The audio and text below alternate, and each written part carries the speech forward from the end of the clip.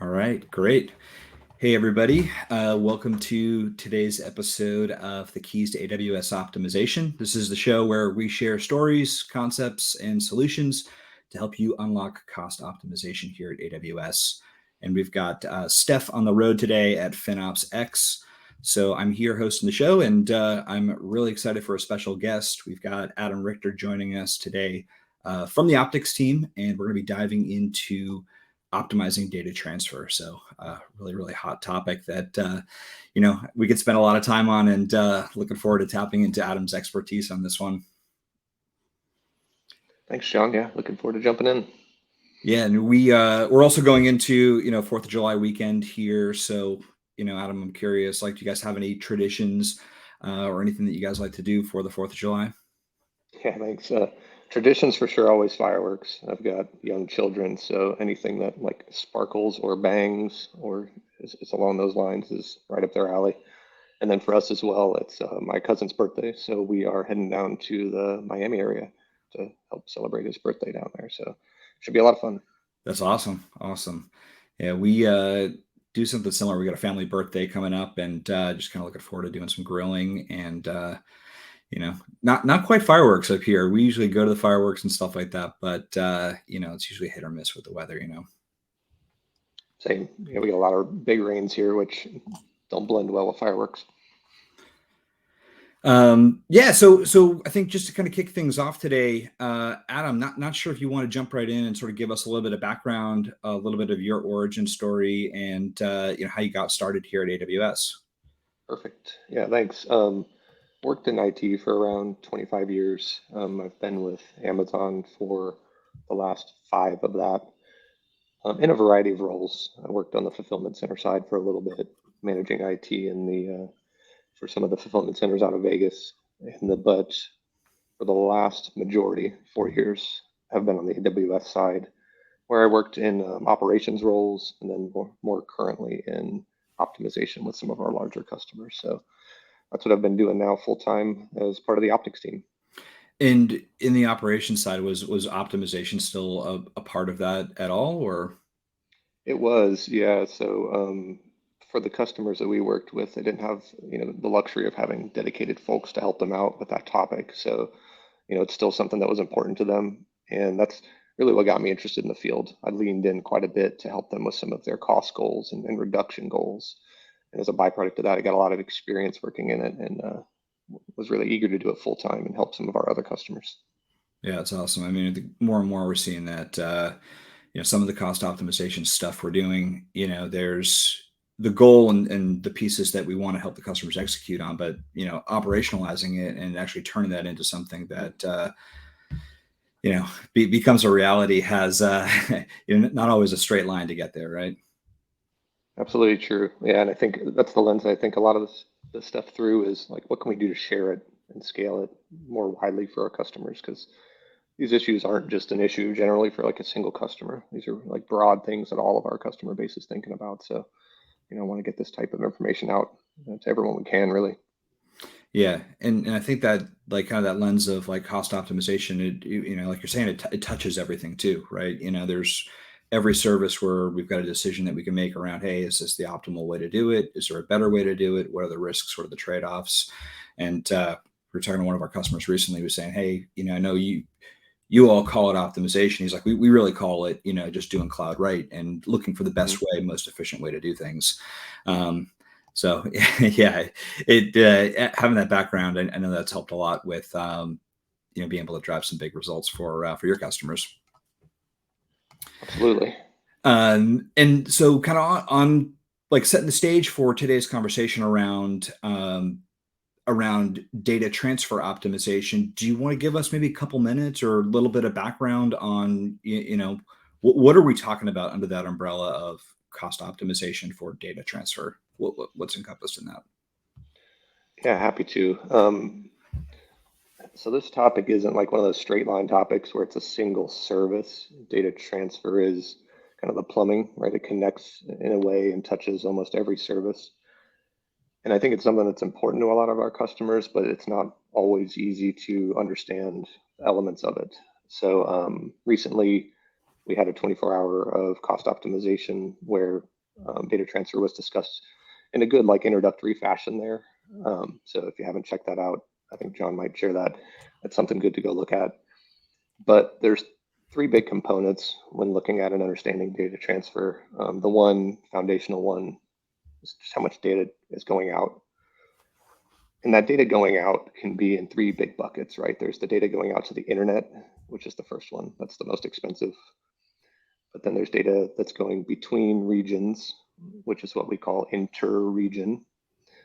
And then there's also data moving between availability zones inside of a region, which is intra-region, also sometimes called inter-AZ. And I'm being a little ridiculous with the pronunciation of these just because they're often mixed up and used incorrectly. So, kind of be aware of what those are and what they're called. And the last one, which I don't really consider one of the three buckets, but it's free, and that's the data that's staying inside of a single AZ, but that is out there as well. So that's the first kind of component of data transfer is just, what's the data that's moving? Where is it going out of? Where is it going to? The second one is hourly. Some of the data transfer components have an hourly charge. So this would be things like interface endpoints, load balancers, part of transit gateway. Some things have just having them created and stood up. There's a hourly fee that goes along with those. The last bit of that is data processed. So there are some services like transit gateway that the data that flows through them is considered data that's being processed by that service, and that has a charge as well. So kind of just, I guess, set the stage. Those are like the three big components of data transfer. Generally speaking, we usually like zoom in on the like data that's going out somewhere. Got it. So just to play that back, so we've got like a capacity oriented piece that's associated with, volume of stuff that I'm kind of moving in and out. And then for some of these like topologies or networking constructs, we've got like an hourly cost that's associated with some component of that too. And then did I miss anything there? Kind of playing that one back. Yeah, and I think just in that process to data transfer bucket, they're kind of synonymous, but it's different, right? The data is not leaving somewhere; it's staying generally within AWS and just flowing through a transit gateway. But the concept is still the same. It's like dollar per gigabyte, type billing construct. Got it. Got it. So kind of a difference between like more like routing the data versus if it's just going from point A to point B, those Yeah. types of things. Yeah. And I did put that link to the 24 hours of optimization recording on the networking section, which like Adam mentioned, really cool because it's going to go through each one of those ones and kind of explain the differences between, intra-region, inter-region, and then cases where maybe you have intra-region, but it's going across the AZs. And what are some of these different pieces that you want to account for? Because we've got different costs that are associated with each one. And then any of those topologies that have like different kind of dimensions to them, different billing dimensions, it's going to go through and explain those pieces as well, so that just kind of get that like quick primer that goes into the depth that really explains it there, which is cool. Yeah, so to pivot, I guess a little bit, like that's the foundation. We understand at least what data transfer is. When customers reach out to me, it's usually the conversation starts as, "Hey, Adam, my data transfer costs have gone up. Why? Can you help me look for ways to bring them down?" Like very generic, of course, but that starts the conversation. And I think a lot of customers that have, maybe their downstream, business unit reaches out to them and says the same thing. And that starts our investigation to see, okay, what's gone up? Where? What service or what resource is driving it? And if you were to go into a tool like Billing Console, it's not necessarily straightforward there. Billing Console does have, it's mostly an accounts payable tool, but it does have an aggregation called data transfer that has some of the data transfer. But there are components in there that I would consider data transfer that are in different buckets. For example, like NAT Gateway lives in the EC2 bucket. And then there's other things like direct connects and VPCs and CloudFront that just are data transfer oriented costs that are in different line items. So I call that out just as more of an awareness thing that if you're going to start your investigation into data transfer, don't just zoom in on that like one kind of aggregation. There could be data transfer costs in other places that you would want to understand, tied into those services. So that's one piece. Two, if you get a request from somebody, I usually ask, like, show me the report that you're seeing, right? Where are you seeing this increase? And I think one of the big things to unpack is, okay, what was that increase? and really what percentage of like my spend was that increase. Because I think sometimes it's easy to get hyper focused and zoom in and say, okay, I had a 1% increase in data transfer. That might be worth the effort to go, research. But if you've got, 90% of your cost is in EC2 or S3 or some other place, like if we're going to put effort into somewhere, we have to be slightly aware of like where the opportunity is to possibly save or optimize. And we don't want to spend a bunch of engineering time on 1% when we could be spending it on the 90.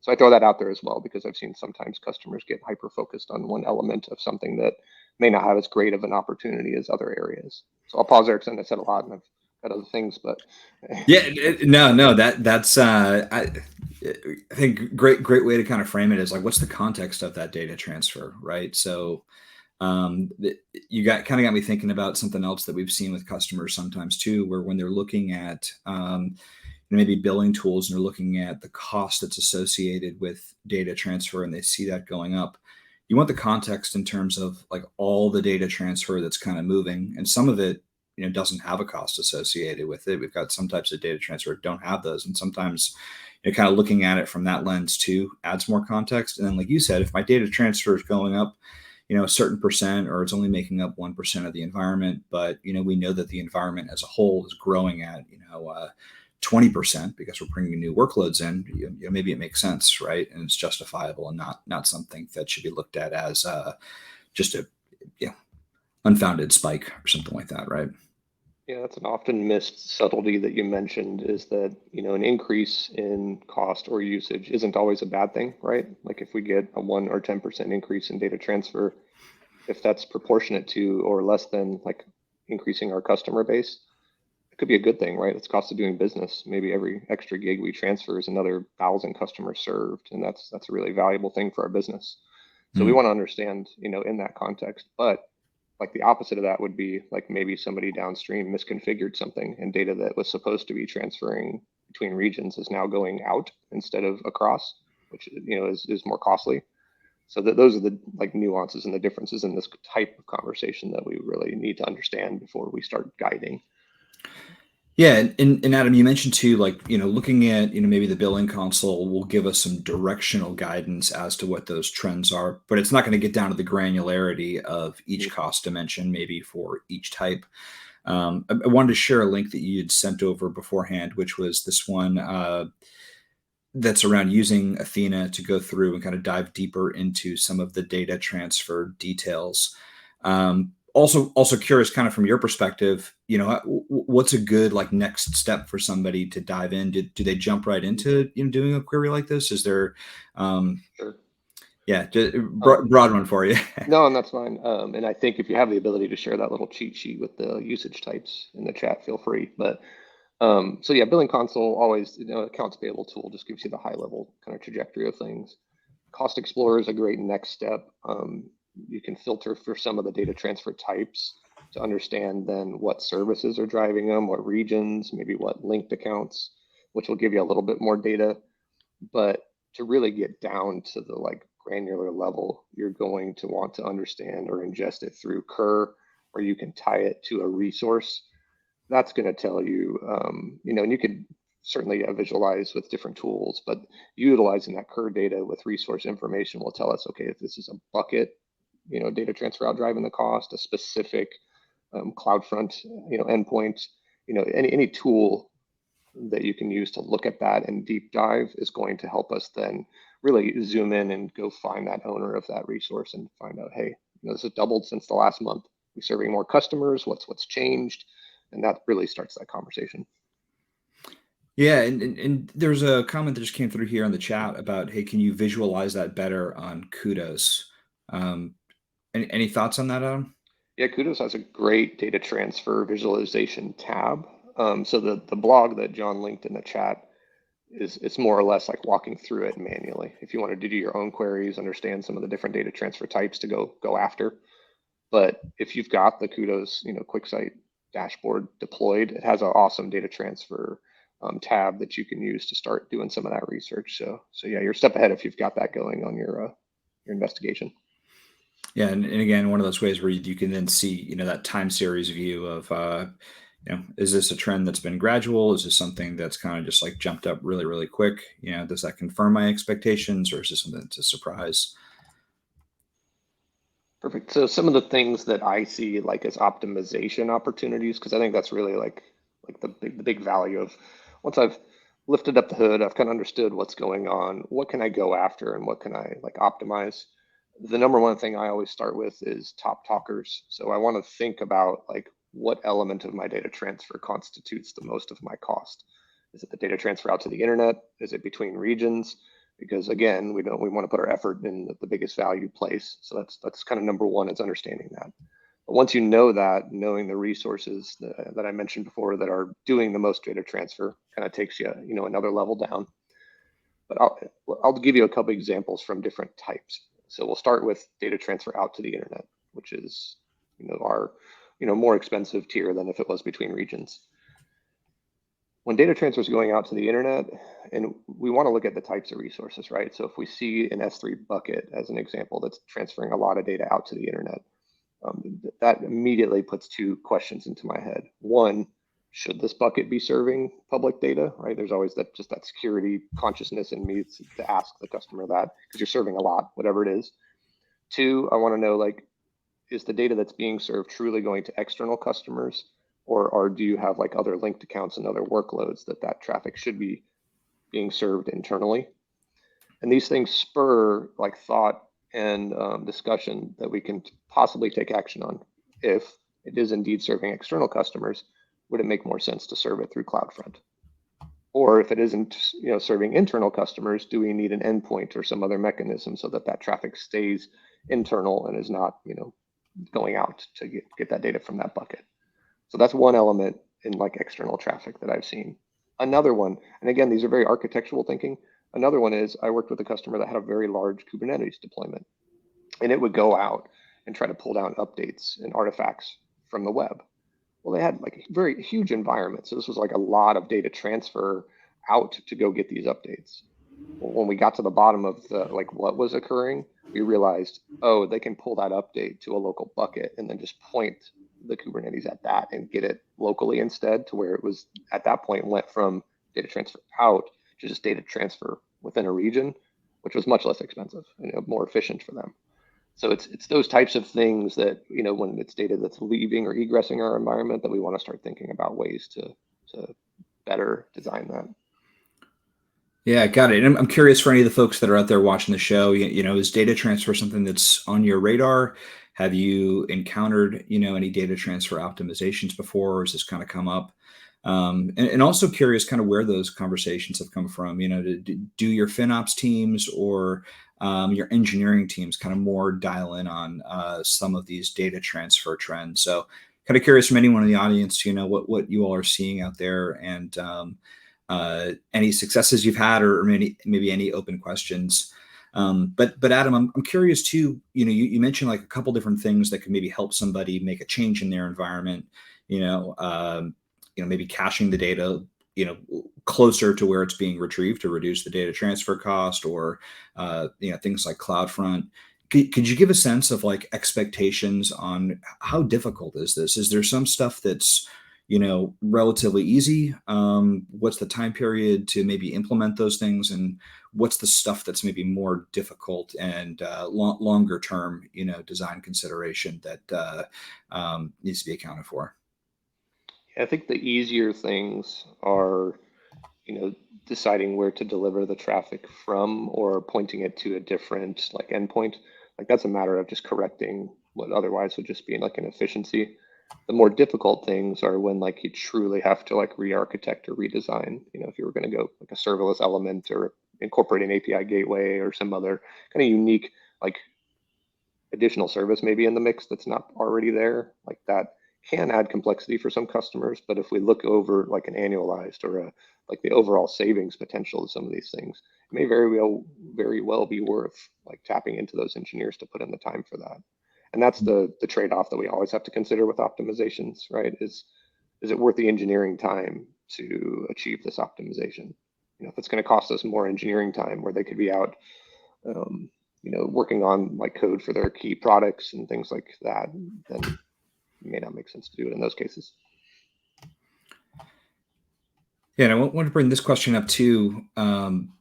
Thanks, Eric, for sharing this one. Is there a threshold of data transfer being percent of my total bill before I should worry about data transfer? Well, I hope you're not worrying.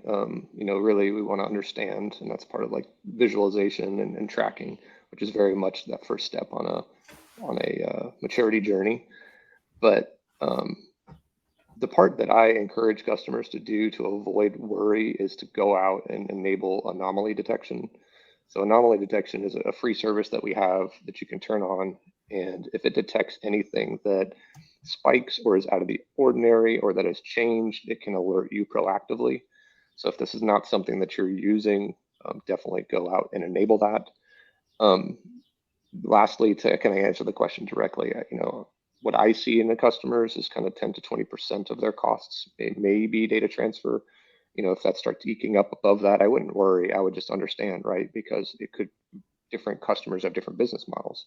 If you do a lot of data transfer and that's mapped again to business that we're doing, right? Like a game or streaming video type platform, it's going to be like a lot heavier on data transfer than maybe some other customers. So that's kind of subjective. Yeah, so it's that context of like, hey, is the workload designed to be, streaming all that content out, going to have a bigger percentage if we're, doing internal services, then, maybe not so much. But anomaly detection is kind of that way to set it up, enable it, and let the tool go through and identify some of those changes that you'd want to be able to catch based on the context of the workload and historical Yeah, and data. that would catch changes, right? Like more specifically, it catches increases. So that's a good one to keep an eye on. Just turn on. Like I said, it's free. There's no real reason to not have it on. And I got another one here from Blake that says, what's the best way to estimate data transfer for someone migrating to AWS? Have any Yeah, thoughts it's on that good. one? Yeah, it's a good question, Blake. And I think like this folds into the migration like estimation conversation in general, which a big element of properly estimating that is knowing like what's the current data transfer patterns of the workload, whether it be in an on-prem environment or wherever else. And then when you know that, like pricing calculator does a really good job of you being able to estimate some of those components, but knowing like being able to load in somewhat accurate data to get that estimate is generally the more challenging part of it. So if you have the ability to surface some of that information, or if you're working with a partner or anybody else that can help, estimate based on some of the other, customers that they've worked with, that can really help get you closer to what'll be, reality when you go deploy. Yeah, and another kind of call out there, I just see in the chat, about being able to use any kind of existing tooling that's out there. Hey, what kind of observability data do you have that maybe you can use as even a starting point, start to frame some, assumptions around that, use the pricing calculator to model out the scenario, and obviously, work with AWS resources too, who can help you, kind of look at that topology, look at, maybe anything that you might be missing as far as that calculation goes. Because yeah, if you're changing it, you're starting to use managed services, or maybe you are distributing across more AZs or more regions. It might be a little bit different than what you were expecting from wherever the environment is today, right? Yeah, I'm a rapid fire a couple other things for you. So another one, inter-region. So this is data transferring between regions. An often missed one here is bucket cross-region replication. So a lot of folks think like, okay, I've enabled replication. I've got the data transfer that's being stored in bucket A, in say East 1. I've got the data that's being stored in bucket, in East 2. Those are my fees. Well, there also actually is an element of when you enable that the data has to leave one region and go to the next. So when creating like an estimate, kind of following up on the last question, it's important to incorporate that data transfer as well, so that the data that we're moving from one bucket to the other, we understand the cost for that. Also, a lot of HA and DR type scenarios tend to be where data is talking across regions. So, understand those. Does it really need to talk across region, or can you replicate it and then just have it all talk locally within the region? Or some things to think about. Zooming in one layer further, right? This data that's staying within a region. So it's just going across AZs. I think Michael Biddle covered that really well in the last session we did on this topic with AZ Affinity. So think about that. East 1 A is not the same for every account. It actually maps differently, and understanding that mapping to keep data within an AZ is important, but also simple things like, okay, are you using NAT gateways? Well, if you're using NAT gateways and you only have one and you have multiple AZs, that data has to cross AZs, which is a data transfer charge, to get to that NAT gateway. Also, you're missing HA by not having multiple NAT gateways. So the fix there is have multiple NAT gateways in each AZ. That way it stays within that AZ, and then you just have the NAT gateway charge and not the like cross AZ. So again, I'm rapid fire these on you, John, so we can get them in. But if No, I any love folks it. in chat have questions, feel free to jump in. But similarly, like with RDS as an example, read replicas are free to replicate. And if you have a read heavy workload, it would make more sense for the workload in that AZ to be talking to a read replica in its AZ than it would be to talk back to the regular database. Because that replication in RDS to that same AZ would be free. And then the talking from say an EC2 instance to that RDS read replica in that AZ, again free. But if you didn't do it that way, then it would be talking back to wherever that RDS lived, and there would be like a data transfer charge there.